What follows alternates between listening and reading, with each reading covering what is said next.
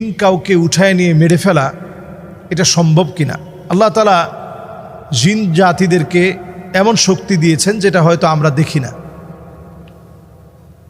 জিন জাতিদেরকে এবং কারিন জিন কিন্তু আমাদের প্রত্যেকের সঙ্গে আছে, প্রত্যেকের সঙ্গে কারিন জিন কিন্তু প্রত্যেকের সঙ্গে আছে।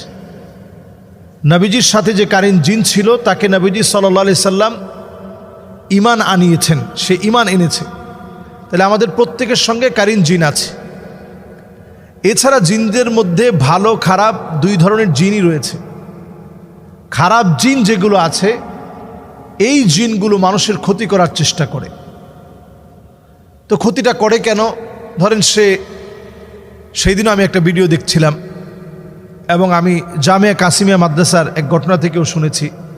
অসংখ্য ঘটনা এমন ঘটেছে যে হয়তো একটা বট গাছের নিচে ঠিক দুপুরে, মানে যখন একেবারে 12টা সূর্য মাথার উপরে, এই টাইমে জিনের চলাচলের টাইম, আবার গভীর রাতে জিনের চলাচলের টাইম।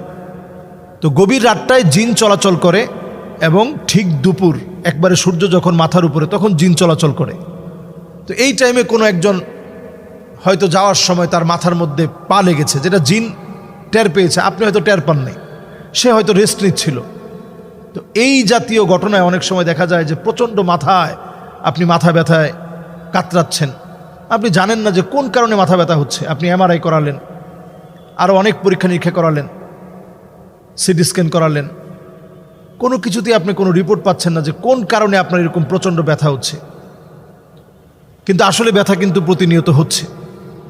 তাহলে এটা থেকে বাঁচার জন্য আমাদের ঘর থেকে বের হওয়ার সময় নবীজির শেখানো দোয়াটা পড়া দরকার।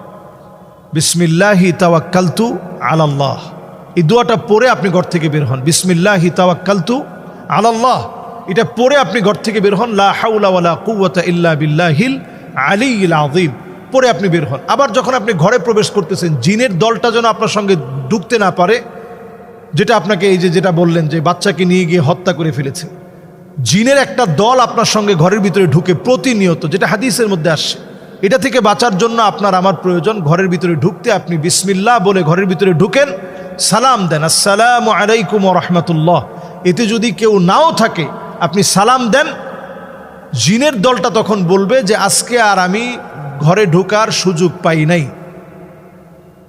আর যদি আপনি সালাম না দেন, বিসমিল্লাহ না বলেন, এরপরে আপনি খেতে বসছেন, তখনও আপনি বিসমিল্লাহ বলেন নাই, আদরাকতুমুল মাবিত, তখন জিনরা বলতে থাকে, ওই দলটা বলতে থাকে যে আজকে ঘরের ভিতরে ঢোকার পারমিশন পেলাম, খাওয়ারও পারমিশন পেলাম। তো এইভাবে জিন কিন্তু আমাদেরকে ক্ষতি করার জন্য